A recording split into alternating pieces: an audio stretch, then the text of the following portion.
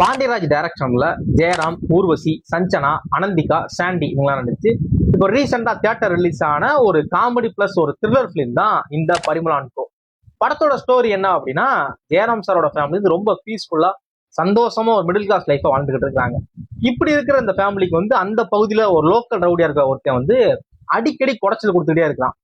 உங்க பொண்ணை எனக்கு கல்யாணம் பண்ணி கொடுங்க அப்படின்னு சொல்லி லவ் டார்ச்சர் பண்ணிக்கிட்டே இருக்கான். அந்த பொண்ணு போறப்பெல்லாம் அந்த பொண்ணை ஏதாவது தொல்லை பண்ணிக்கிட்டே இருக்கிறது.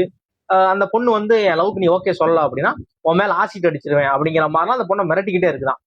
இவங்களுக்கு இவன் பண்றதெல்லாம் ஒரு கட்டத்துல எரிச்சல் ஆயிருது. இவனை எதுவும் பண்ணவும் முடியல. இவன் நம்ம ரொம்ப குடைச்சல் கொடுத்துட்டானே இருக்கு, ரொம்ப குடைச்சல் கொடுக்குறானே அப்படிங்கிற டைம்ல இனிமே இவன் இருக்கக்கூடாது, இருந்தா நம்மளை நிம்மதி இருக்கே விட மாட்டான், இவனை அப்படியே கொன்றுவோம் அப்படிங்கிற மாதிரி அந்த ஃபேமிலியே சேர்ந்து பிளான் பண்றாங்க.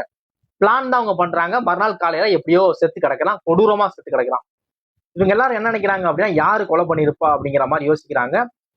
நம்ம ஆல்ரெடி அந்த அவனுக்கு நமக்கு ஒரு பிரச்சனை இருக்கு அப்படிங்கிறப்ப போலீஸ் ஸ்ட்ரெயிட்டா நம்மளை தேடிதான் வருவாங்க. நீங்க யாரும் கொலை பண்ணீங்களா அப்படிங்கிற நம்மளை தேடி வருவாங்க.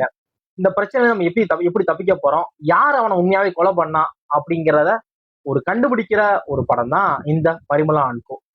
படத்தோட ஃபர்ஸ்ட் ஹாஃப் ஆகட்டும், படத்தோட செகண்ட் ஹாஃப் ஆகட்டும், அந்த ஃபன் ஃபேக்டரை பயங்கரமா கேடி பண்ணி எழுதியிருந்தாரு பாண்டியராஜ். படம் நிறைய இடங்கள்ல நீங்க சிரிச்சு சிரிச்சு என்ஜாய் பண்ற மாதிரியான நிறைய எலமெண்ட்ஸ் படத்தோட இருக்கு. படத்தோட கிளைமேக்ஸ் போர்ஷன் பாக்குறப்ப நீங்க ஒரு கதகளி ரேஞ்சுக்கு படத்தோட கிளைமேக்ஸ்ல ஒரு பயங்கரமான ஒரு ஸ்டன்னான ஒரு கிளைமேக்ஸ் இருக்கும். எல்லாருமே அந்த கிளைமேக்ஸ் கேட்டு ஆடி போயிருவோம் அப்படிங்கிற மாதிரி யோசிச்சிங்க அப்படின்னா அது இருக்காது.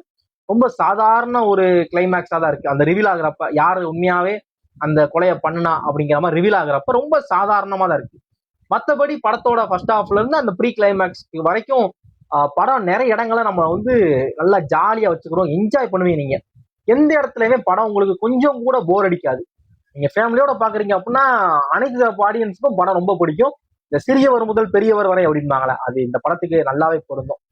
படம் எந்த ஒரு எக்ஸ்பெக்டேஷன் இல்லாம பாருங்க, படம் சூப்பரா இருக்கு.